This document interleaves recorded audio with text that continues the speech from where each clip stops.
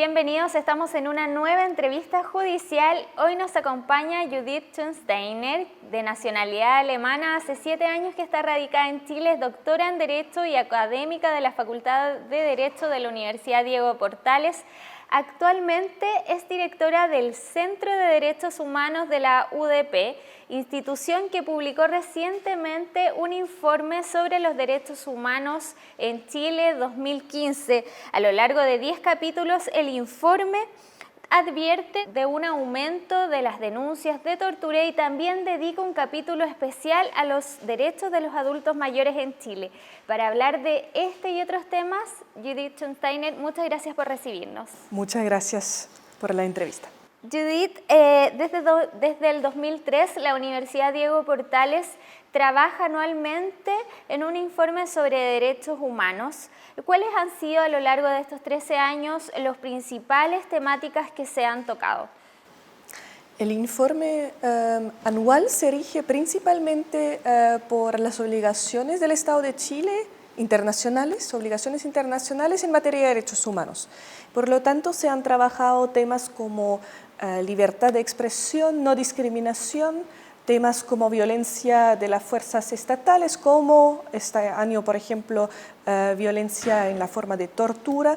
Se han trabajado también temas con mucha constancia, temas como el trabajo de la justicia en cuanto a los crímenes durante la dictadura militar.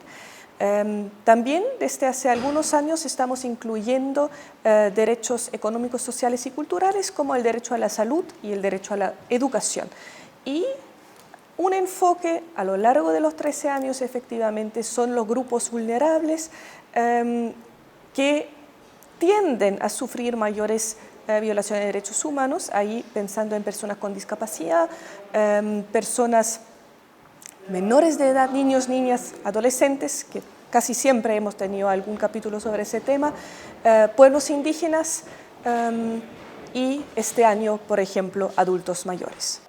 Judith, a 42 años en Chile de la dictadura cívico-militar, según el informe, ¿en qué estado se encuentran las causas de derechos humanos en nuestro país? En cuanto a ejecuciones forzadas y desaparición forzada, el Poder Judicial ha podido avanzar bastante con las causas, con la investigación, también imputación y sentencia en estas causas. Efectivamente, el equipo a cargo, el Observatorio de Justicia Transicional, ha podido detectar que hay un avance y ese se debe principalmente al Poder Judicial, que en las causas ya no aplica, por ejemplo, el decreto de ley de amnistía y efectivamente usa las definiciones del derecho internacional en la mayoría de las consideraciones. En cuanto a los crímenes de tortura, más de 30.000 casos durante la dictadura, eso no es así. No hay institución en este momento encargada de investigar estos delitos y es un gran deber, una gran deuda del Estado de Chile y acaba de ser condenado nuevamente por ese asunto en la Corte Interamericana de Derechos Humanos. Judith, como usted ya lo decía, el informe reconoce un avance del trabajo de los tribunales respecto a estas causas de derechos humanos, pero en general, ¿cuál ha sido el rol que ha jugado el Poder Judicial para esclarecer los crímenes de lesa humanidad? Como las causas de derechos humanos se están tratando bajo el proceso antiguo, el proceso penal antiguo, el juez tiene un rol fundamental porque está a cargo no solamente de juzgar, sino también de la investigación. Y en ese sentido su colaboración con el Servicio Médico Legal, con la PDI, es fundamental para poder efectivamente recabar la evidencia. Pero antes de todo se necesita la voluntad de efectivamente abrir estas causas y en este momento a cargo del Programa de Derechos Humanos del Ministerio del Interior y del Poder Judicial. Como dije, no es el caso para el crimen de tortura. Uno de los crímenes de lesa humanidad ocurrió masivamente durante la dictadura y en ese sentido nos falta un sistema que efectivamente pueda hacerse cargo de esa persecución penal necesaria bajo el derecho internacional. ¿Cuáles son los principales derechos humanos que se violan en democracia? Hoy en día ya no podemos hablar obviamente de la misma sistematicidad de la tortura que había durante la dictadura, pero nos preocupa que se vuelva a torturar en Chile. Y eso especialmente en la detención policial y en las cárceles. Y eso es un gran problema del cual institucionalmente el país no se ha hecho cargo, especialmente en cuanto a la falta de la creación de un mecanismo nacional contra la tortura, un mecanismo de prevención de la tortura que Chile debiera ya haber creado hace varios años y no lo ha hecho. Y no existe mecanismo de investigación de especialmente las denuncias de tortura en cárceles, además de incentivos de denunciar porque los internos reportan represalias en el momento de denunciar abuso y torturas en cárceles. Entonces eso es un tema que claramente nos preocupa, pero no es el único. Efectivamente, a lo largo de los últimos años hemos podido constatar violaciones considerables de los derechos de los pueblos indígenas. Tuvimos 2 capítulos al respecto en el año pasado y hoy en día violaciones a los derechos de los trabajadores en cuanto a discriminación y en educación, especialmente la discriminación de personas con diferente orientación sexual y identidad de género.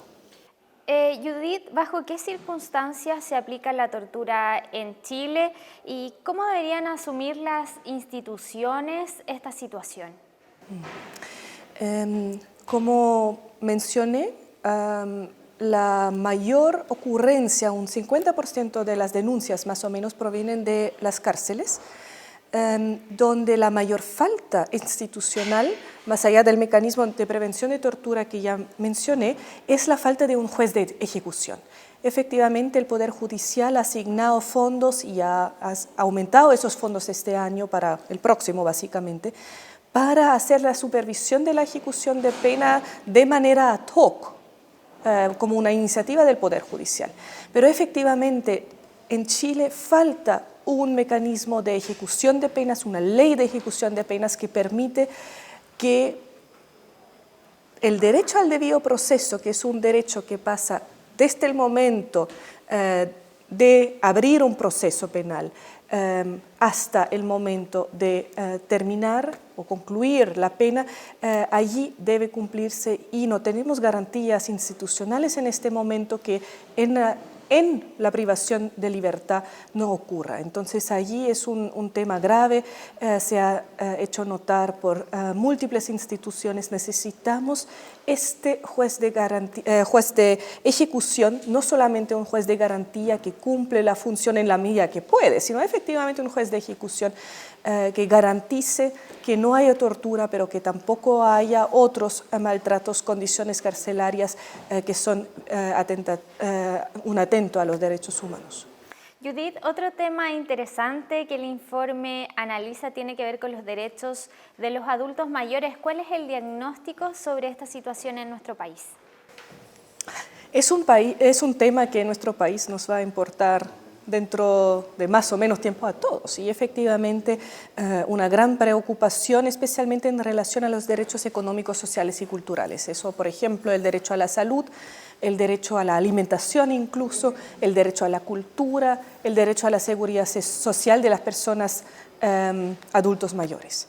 ¿Por qué? Porque las pensiones en Chile simplemente dejan a muchísimas personas y van a dejar a muchísimas más en la pobreza.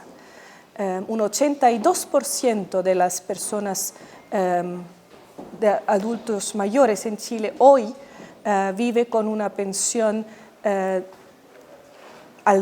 un promedio de 210.000 pesos. Y eso, considerando los arriendos, los gastos de luz y agua, deja a algunas personas con nada más, como vimos en una entrevista con una persona, una señora, de 10.000 pesos para vivir todo el mes.